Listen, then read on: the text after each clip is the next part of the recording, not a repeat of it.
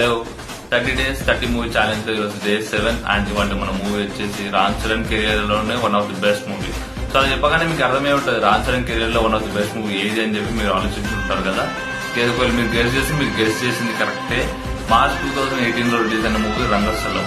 Sukumar direction లో రామ్ చరణ్ ఇంకా Samantha act చేసిన మూవీ ఇది. సో అప్పట్లోనే ఈ మూవీ రామ్ చరణ్ గారి కెరీర్ లో బెస్ట్ మూవీ. ఇప్పుడు కూడా అంటే ఇప్పుడు వచ్చిన రీసెంట్ మూవీస్ తో కంపేర్ చేసుకుంటే దీన్ని బీట్ చేసే మూవీ ఏది రాలేదు.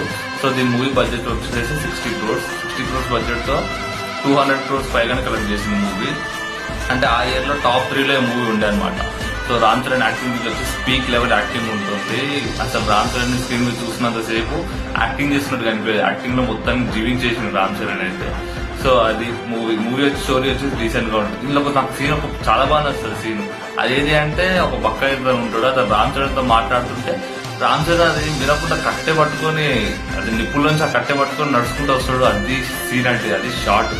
సో స్లో మోషన్ లో నడుచుకుంటూ వస్తాడు, ఇట్లా టర్నింగ్ ఉంటుంది గాలి. ఆ షార్ట్ అయితే ఎక్సలెంట్ షార్ట్ అని చెప్పుకోవచ్చు ఆ షార్ట్.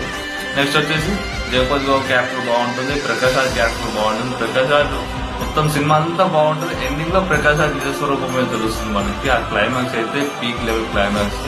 ఎవరు గెస్ చేయలేకపోయారు ఆ క్లైమాక్స్. సో రామ్ చరణ్ వాళ్ళ అన్నం చంపింది ఎవరు అని చెప్పి క్వశ్చన్ మార్క్ ఉంటుంది కదా. సో అది ఎవరో ఏంటనేది మనకు క్లైమాక్స్ తెలుస్తుంది. క్లైమాక్స్ తెలిసిన తర్వాత అందరు షాక్ అయిపోతారు, అమ్మ ప్రకాష్ రాజా ఇది చేసింది అన్నట్టు. సో షార్ట్ మళ్ళీ అక్కడ నుంచి సమంత ఇంకా రామ్ చరణ్ మెట్లు దిక్కుంటూ వస్తారు. అది కూడా ఎక్సలెంట్ సినిమా. ఆ షార్ట్ కూడా చాలా బాగుంటుంది. సో అది ఇవాళ మన మూవీ. నెక్స్ట్ మూవీ ఏంటో తెలియాలంటే స్టే ట్యూన్. నెక్స్ట్ వీడియో మళ్ళీ కలుద్దాం. ఉంటా.